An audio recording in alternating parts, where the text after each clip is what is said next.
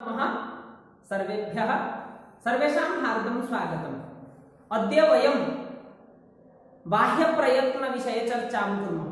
गतकक्षायाम् आभ्यन्तरप्रयत्नः ज्ञातः। तत्र आभ्यन्तरप्रयत्नः चतुर्धा विभज्यते। आभ्यन्तरप्रयत्न चारि प्रकार: स्पृष्ट, ईषत्पृष्ट, विवृत, संवृत। तरी अंतिमे लिखति, आखिर में क्या लिखा था कि अकार से नाम ह्रस्व अवर्णस्य प्रयोगे संवृतम प्रक्रिया दशायां विवृतम एव। तर्हि अत्र स्पष्टता किमर्थं कथं भवति, कैसे हमको मालूम होगा? तो जब हम लोग में प्रयोग करते हैं ह्रस्व आकार की, ये तो संवृत है, लेकिन ह्रस्व आकार की अगर प्रक्रिया में प्रयोग करेंगे तो विवृत हो जाएगा। एतच्च सूत्रकारेण ज्ञापितम्। और वृत्ति में किताब आपके पास है तो आप देख सकते हैं, वहां लिखा है कि एतच्च सूत्रकारेण ज्ञापितम्। सूत्रकार कौन? पाणिनि जी ने इसको ही बताए हैं। तो सूत्र क्या है? अ। सूत्र का नाम है अ। द्विपदात्मकम सूत्रम। इसमें दो पद है, एक अ है और भी एक अ है। जो पहला अ है इसमें लुप्त षष्ठी विभक्ति है, जैसे राम रामस्य, तो अस्य, लेकिन यहां षष्ठी विभक्ति का लोप हुआ है, लुप्त षष्ठ्यंत पद है। तो अकार का अकार र कौन हब? अकार हब। बुझा पड़ने की चीज कहया तात्पर्य कौन ना जो ह्रस्व आकार अछि से ह्रस्व आकार विवृतम अनुद्य संवृत अनेन विधीयते। विवृत आकार स्थान में संवृत आकार विधाये ए सूत्र अनुसार। किंतु कहीं होनी अष्टाध्यायी अंतिम सूत्र अष्टाध्यायी ग्रंथस्य अंतिमं सूत्रम्। तर्हि किमर्थं न भवति? अस्य सूत्रस्य संपूर्ण अष्टाध्यायी प्रति असिद्ध। ये जो सूत्र है ये पूरे अष्टाध्यायी ग्रंथ के लिए असिद्ध हो गया। कैसे असिद्ध हो गया? असिद्ध मतलब क्या है? तो असिद्ध के लिए सूत्र है पूर्वत्र सिद्धम। पूर्वत्र असिद्धम, पूर्वत्र सिद्धम। अकस्वर्ण दीर्घ संधि हुआ है, तो पूर्वत्र एक पद है, असिद्धम एक पद है। पूर्वत्र प्रथमा विभक्ति एक वचन, असिद्धम प्रथमा विभक्ति एक वचन। अधिकारो अयम अधिकार सूत्र है। क्या कहना चाहते हैं सूत्र? कि अनेन सपाद सप्ताध्यायीं प्रति त्रिपादी असिधा, त्रिपाद्यामपि पूर्वं प्रति परम शास्त्रम असिद्धम। अष्टाध्यायी का स्वरूप आपको मालूम हुआ होगा। अष्टाध्यायी में कितने अध्याय है? 8 अध्याय है। 8 अध्याय में हर एक अध्याय में 4-4 पाद है। 4 पाद है और 4 पाद में बहुत सारे सूत्र भी है। अभी ये क्या कहा कि सपाद सप्ताध्यायी, तो सपाद नाम पादेन सह वर्तमान बहुब्रीहि समास। पादेन सह मतलब एक पाद है और 7 अध्याय है। सपाद सप्ताध्यायी मतलब 7 अध्याय पूर्ण और एक पाद। तो अभी देखो 7 अध्याय मतलब 7 4 28 28 अध्याय, 28 पाद और एक भी पाद, कुल मिला के 29 हो गया। पूरे अष्टाध्यायी में कितने पाद है? 8 अध्याय, हर एक पाद में 4-4, 8 अध्याय है और 4 पाद प्रत्येक अध्याय में, तो कुल मिला के कितने पाद है? 32। अभी 32 पाद है कुल अष्टाध्यायी में, और उसमें से सपाद सप्ताध्यायी, सपाद मतलब पाद के साथ, एक पाद के साथ सप्त अध्याय, तो सप्त अध्याय मतलब 28 पाद और एक पाद मिला के 29। तो 29 पाद सपाद सप्ताध्यायी का एक गण है, और एक गण है त्रिपादी। त्रिपादी मतलब 32 से 29 गया तो कितना रहा? 3 त्रिपादी। त्रयाणाम पादानाम समाहार, 3 पाद का एक गण और सपाद सप्ताध्यायी के गण। अभी मैं आपको ये बताना चाहता हूं इसका स्वरूप क्या है, कि जो पूरा अष्टाध्यायी पर रचना किया गया पाणिनि जी के द्वारा, तो इसमें 8 अध्याय है और एक एक अध्याय में 4-4 पाद है। तो अगर हम देखेंगे कुल कितने पाद हो जाएंगे? 32। अभी ये 2 भाग कर दिया, अष्टाध्यायी का 2 विभाग हो गया। एक विभाग में सपाद सप्ताध्यायी और एक विभाग में त्रिपादी। तो सपाद सप्ताध्यायी मतलब 7 अध्याय और 1 पाद। और त्रिपादी मतलब 3 पाद। तो 7वां अध्याय के बाद जो 1 पाद, 8वां अध्याय का पहला पाद ये सपाद सप्ताध्याय है, और 8वां अध्याय का द्वितीय पाद से चौथा पाद तक, द्वितीय पाद चतुर्थ पाद पर्यंत से त्रिपाद। तो सूत्र का कहना क्या है? पूर्वत्र सिद्धम किम वदति सपाद सप्ताध्यायी प्रति। तो सपाद सप्ताध्यायी के लिए त्रिपादी असिद्धा, त्रिपादी में जितने सारे सूत्र हैं वह सूत्र किसके लिए असिद्ध हो जाएंगे? सपाद सप्ताध्यायी के लिए। और त्रिपादी में भी बहुत सारे सूत्र हैं। त्रिपादी में भी त्रिपाद्याम अपि पूर्वम प्रति परम शास्त्रम असिद्धम। अभी देखो, अगर मैं डायग्राम अभी करूंगा, ये है सपाद सप्ताध्यायी और ये है त्रिपादी। तो त्रिपादी में जितने सारे सूत्र पढ़े गए हैं ये सब असिद्ध माने जाएंगे। किसके लिए? सपाद सप्ताध्यायी के लिए। और त्रिपादी में भी बहुत छोटे छोटे सूत्र हैं, बहुत सारे। और इसमें जो पहला आएगा, जो पूर्व सूत्र हो जाएगा, पूर्व सूत्र के लिए पर शास्त्र क्या हो जाएगा? असिद्ध हो जाएगा। तो जो अ सूत्र है अष्टाध्यायी का अंतिम सूत्र है। तो इससे पहले जो त्रिपादी में सूत्र हैं ये भी असिद्ध हो जाता है, इनके लिए असिद्ध हो जाता है। और सपाद सप्ताध्यायी के लिए तो ऐसे ही असिद्ध ही है। तो अष्टाध्यायी का अंतिम सूत्र जो है ये पूरे अष्टाध्यायी के लिए ही असिद्ध हो जाता है।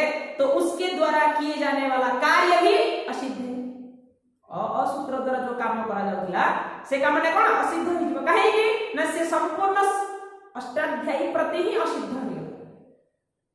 तो जो विवृत्त जागरे संवृत्त जागरे विवृत्त विचार होता तो सेटा हवा ना। अभी बाह्य प्रयत्न के बारे में विचार करते हैं आगे कि बाह्य प्रयत्नस्तु एकादशधा। हम लोग पिछले कक्षा में पढ़े थे कि आभ्यंतर प्रयत्न, जब हम वर्ण के उच्चारण करते हैं तो आभ्यंतर प्रयत्न और बाह्य प्रयत्न 2 प्रकार के होते हैं। तो आभ्यंतर प्रयत्न के बारे में हम चर्चा किए थे। आज का विषय है बाह्य प्रयत्न। विषय है कहा बाह्य प्रयत्न। तर्हि बाह्य प्रयत्नः एकादशधा के विवारः, संवारः, श्वासः, नादः, घोषः, अघोषः, अल्पप्राणः, महाप्राणः, उदात्तः, अनुदात्तः, स्वरितः। भाई इतने सारे बाह्य प्रयत्न है। कौन सा वर्ण का कौन सा बाह्य प्रयत्न है हम कैसे मालूम करेंगे? और सूत्र की अगर वृत्ति आप देखेंगे तो ऊपर जाएगा, समझ में नहीं आएगा। भट्टोजी दीक्षित की उक्ति। तो इसके लिए हमने थोड़ा ट्रिक बनाया, कैसे हम इसको याद करेंगे, क्योंकि परीक्षा में तो आपको ज्ञान नहीं चाहिए। परीक्षा में आप कैसे मार्क खींचेंगे वही चाहिए। अगर ज्यादा मार्क आपको मिल गया कॉम्पिटेटिव एग्जाम में तो तुरंत आप सक्सेस हो जाएंगे। इसके बाद जीवन भर आप पढ़ सकते हैं, ज्ञान अर्जन कर सकते हैं। तो विषय क्या है कि बाह्य प्रयत्न। और बाह्य प्रयत्न को हमने 2 भाग में बांट दिया। 2 प्रत्याहार ले लिए, खर और हस। उदात्त अनुदात्त स्वरित के बारे में हुकाल और ह्रस्व दीर्घ प्लुत में हम विचार किए थे। जो स्वर वर्ण होते हैं तो उनका उदात्त अनुदात्त स्वरित भेद होता है, ह्रस्व दीर्घ प्लुत के भेद में 18 भेद हमने बनाया था। तो आज का जो विषय है बाह्य प्रयत्न का जो 3 उदात्त अनुदात्त स्वरित उसको छोड़ दीजिए। तो कुल था 11 और 11 से हम 3 पढ़ चुके हैं। तो बाकी कितना रहा? 8 प्रयत्न। और 8 क्या क्या है? विवार, श्वास, अघोष, संवार, नाद, घोष, अल्प प्राण, महाप्राण, ये 8। अभी यह विचार करना है हमको कैसे याद रहेगा कौन सा वर्ण का बाह्य प्रयत्न क्या है, इसके बारे में देखिए। हमने यहाँ 2 प्रत्याहार बनाए, एक खर और एक हस। अभी खर का विचार करते हैं। तो खर में कौन से वर्ण आएंगे? ख, ख, छ, ठ, त, च, ट, त। जो सूत्र है ख से लेकर ख ठरू पर्यंत स, स, स, र पर्यंत खर। तो ख, ख, छ, ठ, थ, च, ट, त, क, प, श, श, श, इतना ही आएगा। और क्या है खर? विवार, श्वास, अघोष। और खर का क्या हो गया? विवार, श्वास, अघोष। आपको खर ही याद करना है और कुछ नहीं। अगर खर याद है तो वर्ण भी मालूम हो जाएगा संज्ञा के रूप में, प्रत्याहार। तो खर जो प्रत्याहार वर्ण है, खर प्रत्याहारस्थ वर्ण की बाह्य प्रयत्न क्या होगा? विवार, श्वास, अघोष। अभी देखो यहाँ दो दो है, अगर खर का विवाह हो गया बचा कौन, हस, तो हस कौन सा आएंगे, हयवरट का ह से लेकर जब गण दस का श तक, तो हस हो गया। अभी हस का कौन सा वाहे प्रश्न है, देखो यहाँ विवाह है ना, तो इसके विपरीत कौन हुए, संवाद। यहाँ श्वास है विपरीत नाद, यहाँ अघोष है तो हस का घोष है। अगर ये डायग्राम आपके दिमाग में बैठ गया एक बार, तो परीक्षा में अगर वाह्य प्रयत्न संबंधी कोई भी प्रश्न आए तो आप अच्छे से कर सकते हैं। अभी विचार है कि इसको हम याद कर लेंगे, लेकिन अल्प प्राण महाप्राण को क्या करेंगे। अभी अल्प प्राण मतलब क्या है, अल्प प्राण मतलब अल्प मतलब थोड़ा, प्राण मतलब वायु। हमारे शरीर के अंदर जो वायु चलती है उसको प्राण वायु कहा जाता है। वहां भी प्राण, अपान, व्यान, उदान, समान वायु 5 प्रकार की है, लेकिन यहां जो विचार है प्राण की, हमारे शरीर के अंदर जो वायु हर समय चलती रहती है उसको प्राण कहा जाता है। और जब वर्ण की हम उच्चारण करते हैं, हमारा नाभि से लेकर मुख तक एक स्पर्श प्रक्रिया चलती रहती है अंदर, और जिस वर्ण का उच्चारण करते समय जब वायु निकलती है, ज्यादा वायु अगर निकलता है तो हम उसको कहेंगे महाप्राण, और थोड़ी सी हवा कभी मुंह से निकलता है तो उसको बोलेंगे अल्प प्राण। अभी देखो मैं बोल रहा हूं क अल्प प्राण, लेकिन ख, घ, झ, भ इसमें क्या होता है, ज्यादा प्रयत्न की जरूरत होती है और महाप्राण की आवश्यकता होती है। तो हम कैसे याद करेंगे अल्प प्राण और महाप्राण को, तो अल्प प्राण के लिए 1 3 5 1 3 5 अल्प प्राण 1 3 5 मतलब जो 5 वर्ग है, क च ट त प 5 वर्ग है, कादयो मावसाना स्पर्शा, तो क च ट त प का हर एक वर्ग की पहला, प्रथम, तृतीय, पंचम वर्ण अल्प प्राण है। और यण, य व र ल इसमें भी थोड़ा हवा चाहिए, वायु कम आती है तो अल्प प्राण है। और महाप्राण कौन है, देखो 1 3 कुल में 5 है ना, हर एक वर्ग में 5 5 वर्ण है, और अगर 1 3 5 चला गया, बचा कौन, 2 और 4, दूसरा और चौथा, द्वितीय चतुर्थ वर्ण महाप्राण। और उसके साथ कौन है, शल, सल प्रत्याहार श श श ह, इसमें भी अधिक वायु की आवश्यकता होती है, तो इसीलिए इनको कहा जाता है महाप्राण। तो इस प्रकार अल्प प्राण और महाप्राण की विचार भी है। आप लोग वृत्ति को पढ़िए, अगर समझ में ना आए तो आप मुझे पर्सनली भी कांटेक्ट कर सकते हैं, कमेंट बॉक्स में लिख सकते हैं, मैं आपको वृत्ति को भी समझा सकता हूं। लेकिन ये जो आज का विचार है कि हम कैसे याद रखेंगे वाह्य प्रयत्न, भाई वृत्ति तो रट्टा मारते हैं लेकिन दिमाग में नहीं बैठता है ना, तो इसीलिए हम 2 विभाग करते हैं, खर हस। खर में विवार, श्वास, अघोष, और हस में संवार, नाद, घोष।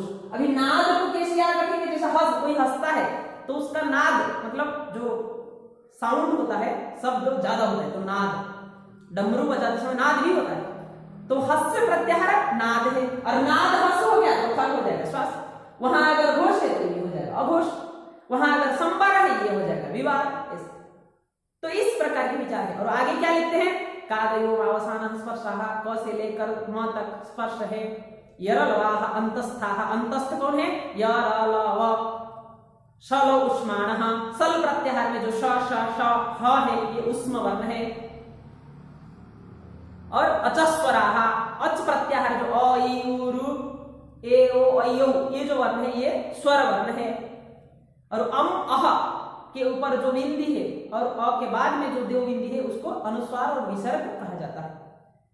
और कप, कप यहाँ भी एक विचार है, कप में कहा था आपको कि क, ख और प, फ, क ख से पहले अगर अर्ध विसर्ग है तो इसको बोलेंगे जिह्वामूलीय, और प फ से पहले अगर अर्ध विसर्ग है तो क्या को कहा जाएगा, उपध्मानीय। तो ये जो चिन्ह है जिह्वामूलीय उपध्मानीय की चिन्ह है। और आगे जब आता है कि रुल रु वर्णयोः मिथ सावन्यम वाच्यम, ऋकार यहाँ के वार्तिक आ रहा है कि रुल रु वर्णयोः ऋकार की और लृकार की मिथक सावर्ण प्राप्त होता है। तो रकार लकार, अभी देखो री का जो था ये 18 कैद था और लृ का 12। क्यों? दीर्घ नहीं है, ह्रस्व और द्रुत है। अभी अगर दोनों के मिथ सावर्ण है, दोनों का शादी करा देंगे तो 18 और 12 में कितना हो जाएगा? 30। अभी जैसे ऋ और लृ दोनों की शादी होगी, इसका इनकम था 18,000 और इसका इनकम हुआ 12,000। अगर दोनों की शादी होगी तो इनका फैमिली का इनकम कितना है? परिवार की इनकम हो गया 30,000। अगर ऋ को कोई पूछेगा भाई तुम्हारा परिवार की इनकम क्या है, कितना है कमाई? 30,000 बोलेगा, और लृ भी बोलेगा मेरा परिवार का भी 30,000 है। तो मतलब क्या है कि ऋ का अभी 30 भेद हो गया, 30 भेदाः, लृकारस्य अपि 30, लृकार का भी 30 हो गया। अभी आगे जब अपूह विसर्जनीय नाम कंठ आ रहा है तो अ और क की स्थान कंठ है, तो ह्रस्व के साथ मतलब स्वर वर्ण के साथ व्यंजन वर्ण का अच के साथ हल का जब सावर्ण प्राप्त होता है तो वहां एक सूत्र आएगा नाझ्झलऊ, अच और हल की सवर्ण संज्ञा नहीं होगी। इस विधान के लिए नाझ्झलऊ सूत्र हम आगे पढ़ेंगे। अगर आपको समझ में ना आए तो आप मुझे परोक्ष रूप से मतलब डायरेक्ट कांटेक्ट कर सकते हैं या फिर ईमेल के द्वारा प्रश्न पूछ सकते हैं, कमेंट बॉक्स में आप लिख सकते हैं। मैं आपको प्रयास करूंगा उत्तर देने के लिए। अवश्य आगे बढ़िए और सफल हो जाइए। जयतु भारतम, जयतु संस्कृतम। धन्यवाद।